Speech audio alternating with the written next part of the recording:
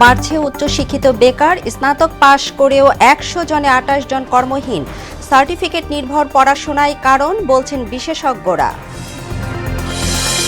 হত্যা চেষ্টা মামলায় আওয়ামীপন্থী ৭১ আইনজীবী কারাগারে। চলতি মাসে হাসিনা সহ জুলাই গণহত্যার ৩ মামলার চূড়ান্ত প্রতিবেদন। জন আকাঙ্ক্ষার বাংলাদেশ গড়তে চীনের সহায়তা চেয়েছেন প্রধান উপদেষ্টা। শিল্প কারখানা স্থাপন সহ বড় পরিসরে বিনিয়োগের আহ্বান। এবং ইসরায়েলি বর্বরতায় মৃত্যুপুরী গাজা, রাফায় আরও ৪৬ ফিলিস্তিনি নিহত। রেড ক্রিসেন্টের ১৫ কর্মীকেও হত্যার দায় স্বীকার তেল আবিবের।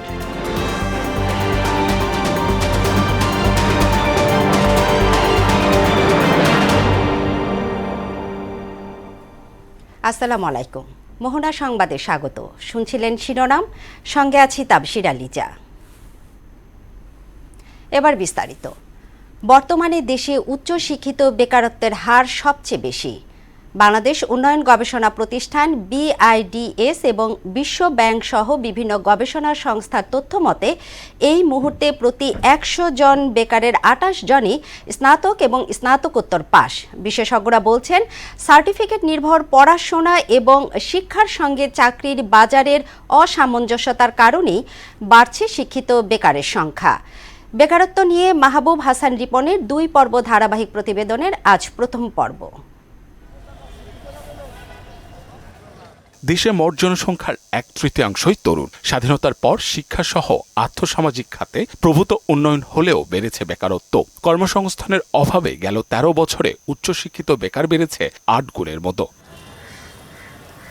২০১০ সালে স্নাতকোত্তর পাশ বেকার ছিল মোট কর্মহীনের ৪.৯% বা প্রায় ৫%। ২০২৩ সালে এটি বেড়ে হয়েছে ৩১.৩%। বাংলাদেশ উন্নয়ন গবেষণা প্রতিষ্ঠান BIDS, বিশ্বব্যাংক সহ বিভিন্ন সংস্থার প্রতিবেদনে উঠে এসেছে এমন চিত্র। আমাদের শিক্ষা ব্যবস্থায় সমস্যা আছে। আমরা যে শিক্ষা ব্যবস্থাটা, আমাদের কারিগরি ভিত্তিক শিক্ষা ব্যবস্থা কম। আমরা যা শিখি, আমাদের শিক্ষাটা আসলে এখনকার যুগের সাথে যায় না। গ্রাজুয়েশন কমপ্লিট করার পরে তো আমাদের ওই জবটা অ্যাভেলেবল না। সো একটা জবের পেছনে হাজার হাজার লাইন। সো ওই জায়গাটা কয়জনকে নেবে, কয়জনকে দেখবে? চাকরির প্রস্তুতি মোটামুটি এখন তো কঠিন। আপনার কাছে অনেক টাকা নাই, টাকা দেওয়ার না কারণে আপনি জব পাইতেছেন না, বাট যে এটার জন্য প্রযোজ্য না সেই টাকা দিয়েই জবটা নিতেছে। বৈষম্যহীন টেকসই উন্নয়নের লক্ষ্যে অর্থনৈতিক কৌশল প্রণয়ন ও পুনর্নির্ধারণ এবং প্রয়োজনীয় সম্পদ আহরণ বিষয়ক টাস্কফোর্সের পূর্ণাঙ্গ প্রতিবেদনে বলা হয়েছে, এক যুগে উচ্চশিক্ষিত বেকারের সংখ্যা উল্লেখযোগ্য হারে বেড়েছে। প্রতি ১০০ জন বেকারের মধ্যে ২৮ জনই উচ্চশিক্ষিত। বিশেষজ্ঞরা বলছেন, সার্টিফিকেট নির্ভর পড়াশোনা এবং শিক্ষা ব্যবস্থার সঙ্গে চাকরির বাজারের অসামঞ্জস্যতার কারণেই গ্রাজুয়েট বেকারদের সংখ্যা মহামারী আকার ধারণ করেছে। আসলে এই বিশ্ববিদ্যালয়গুলোতে বা উচ্চশিক্ষা প্রতিষ্ঠানে যে ধরনের শিক্ষা দেওয়া হচ্ছে সেগুলো ব্যবহারিক শিক্ষা নয়, এবং এই কর্মসংস্থানের জন্য যে ধরনের শিক্ষা প্রয়োজন সেই শিক্ষাটা যেহেতু দেওয়া হচ্ছে না এই উচ্চশিক্ষা প্রতিষ্ঠানে, এই কারণে তারা শিক্ষিত হয়েও তারা কিন্তু কর্মসংস্থানে যোগদান করতে পারছেন না এবং নিজেরাও কর্মসংস্থান সৃষ্টি করতে পারছে না সেভাবে। বেকারত্ব নির্মূলে প্রায়োগিক ও ব্যবহারিক শিক্ষায় গুরুত্ব আরোপ করেন এই শিক্ষাবিদ। শিক্ষকদের মানসিকতা হওয়া উচিত যে আমি ছাত্রকে নলেজ ইম্পার্ট করবো, আমি ছাত্রদেরও অ্যাকসেপ্ট করতে হবে যে আমি যেটা পাচ্ছি সেটার মধ্যে আমি পারদর্শী হচ্ছি। That is where I am learning. ছাত্রছাত্রীদেরকে চয়েস এবং স্ক্রিনিং করা উচিত, সে কির জন্য রেডি, সে কি ভোকেশনাল এডুকেশনের জন্য রেডি, না ইউনিভার্সিটি পড়ার জন্য রেডি, ইউনিভার্সিটি পড়ার জন্য সে কি মাইক্রোবায়োলজি পড়ার জন্য রেডি, না বিজনেস পড়ার জন্য রেডি, ওইটা ওখান থেকে আছে। উচ্চশিক্ষিত বেকারের সংখ্যা কমাতে বাংলাদেশ অ্যাক্রেডিটেশন কাউন্সিলের সক্রিয় ভূমিকার পাশাপাশি শিক্ষকদেরও পেশাদারিত্বের সঙ্গে দায়িত্ব পালনের তাগিদ দিয়েছেন তিনি। অ্যাক্রেডিটেশন কাউন্সিলের হাতেই অস্ত্র আছে, তারা অ্যাসেসমেন্ট স্ট্র্যাটেজি পর্যন্ত চেঞ্জ করতে পারে, ওখানে রুব্রিক্স ডেভেলপ করতে। বিশ্ববিদ্যালয়ের শিক্ষক হতে হলে আপনার এই 3টা জিনিস লাগতে হবে। আপনার প্রমাণ থাকতে হবে যে আপনি ইনোভেট করতে পারেন, আপনার প্রমাণ থাকতে পারে রিসার্চ করতে পারেন। মাহবুব হাসান রিপন, মোহনা সংবাদ, ঢাকা। Journal publish. বৈষম্য বিরোধী আন্দোলনে হামলা, ভাঙচুর ও হত্যা চেষ্টার অভিযোগে রাজধানীর কোতোয়ালি থানার মামলায় আওয়ামীপন্থী ৭১ আইনজীবীর জামিন বাতিল করে কারাগারে পাঠানোর আদেশ দিয়েছেন আদালত। এদের মধ্যে ৮ নারী সহ ১০ জনের জামিন আবেদন মঞ্জুর করা হয়। জামিন আবেদনকারী 93 জনের মধ্যে 81 জন কোর্টে উপস্থিত ছিলেন। রোববার শুনানি শেষে ঢাকা মহানগর দায়রা জজ জাকির হোসেন গালিবের আদালত এই আদেশ দেন। জানা যায়, গত 4 আগস্ট আদালত প্রাঙ্গণে আইনজীবীদের উপর হামলা, চেম্বার ভাঙচুর এবং হত্যা চেষ্টার ঘটনায় আওয়ামীপন্থী 144 আইনজীবীর বিরুদ্ধে 6 ফেব্রুয়ারি ঢাকার মেট্রোপলিটন ম্যাজিস্ট্রেট আদালতে মামলা করেন আইনজীবী সমিতির কার্যনির্বাহী সদস্য মোহাম্মদ আলী বাবু। মানবতা বিরোধী ও গণহত্যার অভিযোগে শেখ হাসিনার একটি সহ 3টি মামলার খসড়া প্রতিবেদন হাতে পেয়েছে প্রসিকিউশন। এর মধ্যে চলতি মাসেই 2টি মামলার অভিযোগপত্র আনুষ্ঠানিকভাবে দাখিল করা হবে। রোববার এক ব্রিফিংয়ে এ তথ্য জানান আন্তর্জাতিক অপরাধ ট্রাইব্যুনালের চিফ প্রসিকিউটর তাজুল ইসলাম। আয়নাঘরের তদন্ত করতে গিয়ে প্রসিকিউশন মৃত্যুর ঝুঁকিতে পড়েছিল বলেও জানান তিনি। কাজী পাপ্পুর প্রতিবেদন। গেল বছর জুলাই আগস্ট গণ আন্দোলনে প্রায় 1,500 মানুষের প্রাণহানি হয়েছে, যার অধিকাংশ শিক্ষার্থী ও শিশু। 5 আগস্ট ক্ষমতা হারিয়ে দেশ ছেড়ে ভারতে আশ্রয় নেন পতিত প্রধানমন্ত্রী শেখ হাসিনা। আন্দোলনের সংগঠিত হত্যাকাণ্ডের বিচারের জন্য পুনর্গঠন হয় আন্তর্জাতিক অপরাধ ট্রাইব্যুনাল। শেখ হাসিনা সহ আওয়ামী লীগ নেতাকর্মী, পুলিশ ও এক সেনা কর্মকর্তা সহ বিচারের জন্য মামলা প্রস্তুত করে শুরু হয় তদন্ত। গণহত্যা ছাড়াও শেখ হাসিনার বিরুদ্ধে গুম, বিচার বহির্ভূত হত্যাকাণ্ড এবং পিলখানা ও শাপলা চত্বর হত্যাকাণ্ড সহ মানবতা বিরোধী অপরাধের অভিযোগ আনা হয়। ঈদের ছুটি শেষে প্রথম কর্মদিবসে ট্রাইব্যুনালের চিফ প্রসিকিউটর তাজুল ইসলাম জানান, চলতি মাসেই শেখ হাসিনার একটি সহ 2টি মামলা আনুষ্ঠানিক বিচার কাজ শুরু হবে। 3টা মামলার চার্জশিটের ড্রাফট আমরা পেয়ে গেছি। একটা হচ্ছে চানখারপুল, একটা আশুলিয়া, আর একটা হচ্ছে শেখ হাসিনার বিরুদ্ধে যেটা মানবতা বিরোধীর কমান্ড রেসপন্সিবিলিটির মামলা, সেটারও ড্রাফটটা আমাদের হাতে এসেছে, যেটার আরও ফার্দার কাজ চলছে। খুব সাহসী 2টো চূড়ান্ত রিপোর্ট আমরা পাবো এবং এই মাসের মধ্যে অন্তত 2টো মামলার ফর্মাল চার্জ হয়তো দাখিল করা সম্ভব হবে। আয়নাগর খ্যাত গুমের বন্দিশালা পরিদর্শন করতে গিয়ে প্রাণঘাতী বোমা ঝুঁকিতে পড়ার কথাও জানান চিফ প্রসিকিউটর। এই ইনভেস্টিগেশন করতে যারা গিয়েছেন তাদেরকে হত্যা করারও চেষ্টা করা হয়েছিল। এত সব জটিলতার মধ্য দিয়ে যে কাজগুলো এগিয়েছে সেগুলো প্রতিদিন জনসম্মুখে আসেনি। সেই কারণে অনেকেই মনে করতে পারেন যে তদন্ত কাজ কিছু হয়নি। তদন্ত কাজ যা হয়েছে, যেদিন প্রথম দিন ফর্মাল চার্জ দাখিল হবে সেদিন থেকে সবাই উপলব্ধি করতে পারবেন। এদিকে জুলাই অভ্যুত্থানে যাত্রাবাড়ি এলাকায় শিক্ষার্থীর টাইম হত্যা মামলার তদন্ত প্রতিবেদন 15 জুন এবং ফার্মগেটে নাফিজ হত্যা মামলার তদন্ত প্রতিবেদন 6 জুলাই দাখিলের নির্দেশ দিয়েছেন আন্তর্জাতিক অপরাধ ট্রাইব্যুনাল। আরও সময় দরকার তদন্ত সংস্থা, সেজন্য তারা 3 মাসের সময় চেয়েছেন। কাজী পাপ্পু, মোহনা সংবাদ, ঢাকা। আমাদেরকে জন আকাঙ্ক্ষার সঙ্গে সঙ্গতিপূর্ণ বাংলাদেশ রূপান্তরে চীন গুরুত্বপূর্ণ ভূমিকা পালন করবে বলে আশা জানিয়েছেন প্রধান উপদেষ্টা প্রফেসর মোহাম্মদ ইউনূস। দেশটির গণমাধ্যম CGTN-কে দেয়া সাক্ষাৎকারে বাংলাদেশে বড় চীনা বিনিয়োগ এবং শিল্প কারখানা স্থাপনের আহ্বানও জানান তিনি। বলেন, দেশে চাইনিজ সাংস্কৃতিক কেন্দ্র স্থাপনের প্রস্তাব দেয়া হয়েছে। যুদ্ধ সমাধানের পথ নয়, শান্তি প্রতিষ্ঠায় যুদ্ধের প্রয়োজন নেই বলেও মন্তব্য করেন ডক্টর ইউনূস। আরও জানাচ্ছেন নাসির উদ্দিন।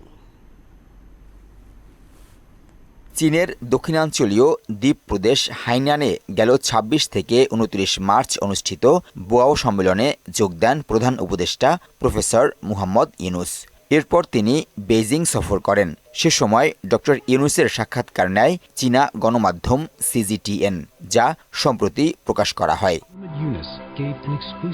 সাক্ষাৎকারে চীন বাংলাদেশ সম্পর্ক নতুন উচ্চতায় নিয়ে যাওয়ার আকাঙ্ক্ষা প্রকাশ করেন ডক্টর ইউনূস। দেশটিকে বড় বিনিয়োগের আহ্বান জানিয়ে বলেন, এতে বাংলাদেশ সহ এই অঞ্চলের ভূমি পরিবেষ্টিত দেশগুলো উপকার পাবে। I am inviting investments from China to come to Bangladesh. I said, take it as your complementary economy.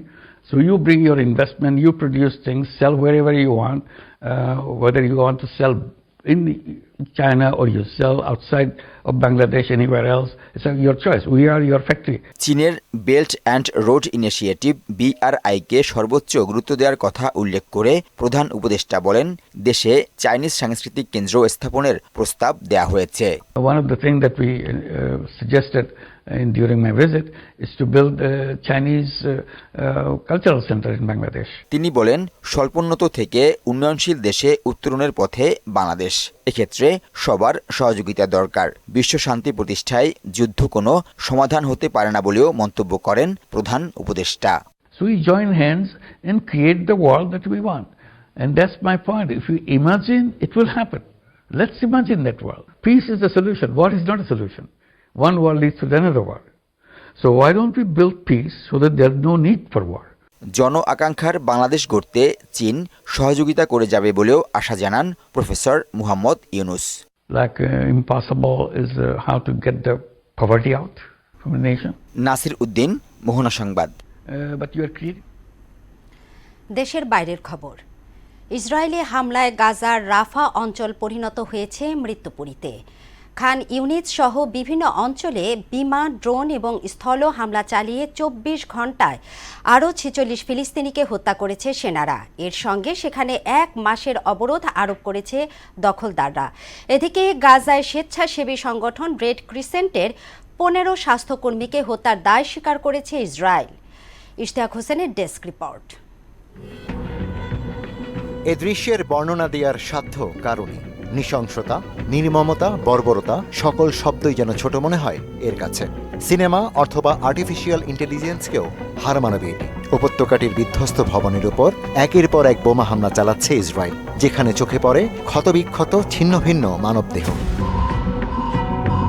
যুক্তরাষ্ট্রের দেয়া ক্ষেপণাস্ত্র ব্যবহার করে বাস্তুচ্যুতদের আশ্রয়কেন্দ্রে নৃশংস হামলা চালাচ্ছে ইসরায়েল। এতটাই তীব্র এর বিস্ফোরণ, যার প্রভাবে এই বিভৎসতা। স্থানীয় সাংবাদিকদের ক্যামেরায় ধরা পড়া এই দৃশ্য ভাইরাল সামাজিক যোগাযোগ মাধ্যমে। রোমহর্ষক এ ভিডিও দেখে বিভিন্ন সামাজিক যোগাযোগ মাধ্যমে বইছে নিন্দা ও সমালোচনার ঝড়। ১.৫ বছরের ইসরায়েলি আগ্রাসনে অর্ধলক্ষাধিক ফিলিস্তিনির মৃত্যু হয়েছে। কেবল সংখ্যা দিয়ে এই নিষ্ঠুরতার গভীরতা বোঝা সম্ভব নয়। নির্মমতার এই এক নতুন নজির, যেখানে গণহত্যা শব্দটিও যেন হালকা মনে হয়। এরই মধ্যে গাজার ৬৫% অঞ্চল ফিলিস্তিনিদের জন্য নিষিদ্ধ এলাকা হিসেবে নির্ধারণ করেছে ইসরায়েল। সামরিক বাহিনীর অভিযান জোরদার করতে তেল আবিব এ সিদ্ধান্ত নিয়েছে বলে জানিয়েছে জাতিসংঘ। নিষেধাজ্ঞার আওতায় পড়া এসব এলাকার মধ্যে রয়েছে দক্ষিণ গাজার রাফার বড় একটি অংশ, যেখানে গত ৩১ মার্চ থেকে ফিলিস্তিনিদের সরে যাওয়ার নির্দেশ দেয় ইসরায়েলি সেনারা। ফলে প্রাণ বাঁচাতে উপত্যকাটির এক প্রান্ত থেকে অন্য প্রান্তে ছুটে বেড়াচ্ছেন অসহায় ফিলিস্তিনিরা।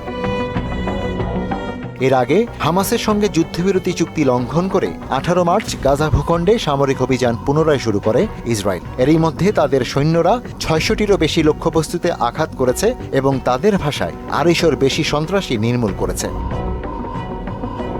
এদিকে গাজায় স্বেচ্ছাসেবী সংগঠন রেড ক্রিসেন্টের ১৫ স্বাস্থ্যকর্মীকে হত্যার দায় স্বীকার করেছে ইসরায়েল। ইশতিয়াক হোসেন, মোহনা সংবাদ। বাংলাদেশ, পাকিস্তান সহ কয়েকটি দেশের নাগরিকদের উপর সাময়িকভাবে ভিসা নিষেধাজ্ঞা আরোপ করেছে সৌদি আরব। জিও নিউজের তথ্য মতে এই নিষেধাজ্ঞা মূলত উমরা, ব্যবসা এবং পারিবারিক ভিসার ক্ষেত্রে প্রযোজ্য হবে। আগামী জুনে এটি প্রত্যাহারও হতে পারে। নিষেধাজ্ঞা আরোপ করা দেশগুলো হচ্ছে বাংলাদেশ, পাকিস্তান, ভারত, মিশর, Indonesia, Iraq, Nigeria, Jordan, Algeria, Sudan, Ethiopia, Tunisia এবং ইয়েমেন।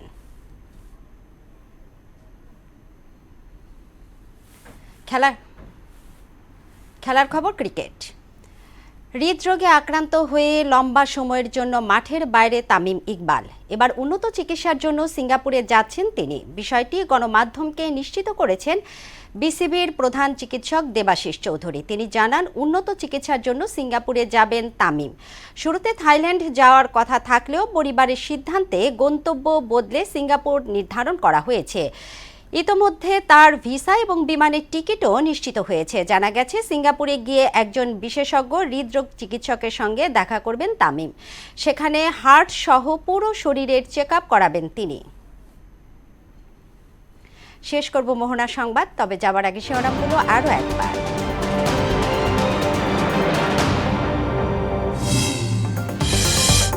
বাড়ছে উচ্চশিক্ষিত বেকার। স্নাতক পাশ করেও ১০০ জনে ২৮ জন কর্মহীন। সার্টিফিকেট নির্ভর পড়াশোনাই কারণ বলছেন বিশেষজ্ঞরা। হত্যা চেষ্টা মামলায় আওয়ামীপন্থী ৭১ আইনজীবী কারাগারে। চলতি মাসেই হাসিনা সহ জুলাই গণহত্যার ৩ মামলার চূড়ান্ত প্রতিবেদন। জন আকাঙ্ক্ষার বাংলাদেশ গড়তে চীনের সহায়তা চেয়েছেন প্রধান উপদেষ্টা। শিল্প ও কারখানায় স্থাপন সহ বড় পরিসরে বিনিয়োগের আহ্বান। এবং ইসরায়েলি বর্বরতায় মৃত্যুপুরী গাজা, রাফায় আরও 46 ফিলিস্তিনি নিহত, রেড ক্রিসেন্টের 15 কর্মীকেও হত্যার দায় স্বীকার তেল আবিবে। এই ছিল মোহনা সংবাদে। মোহনার সবশেষ খবর জানতে ভিজিট করুন www.mohana.tv। সংবাদ দেখতে পারেন ফেসবুক ও ইউটিউবেও। এতক্ষণ সঙ্গে থাকার জন্য ধন্যবাদ সবাইকে।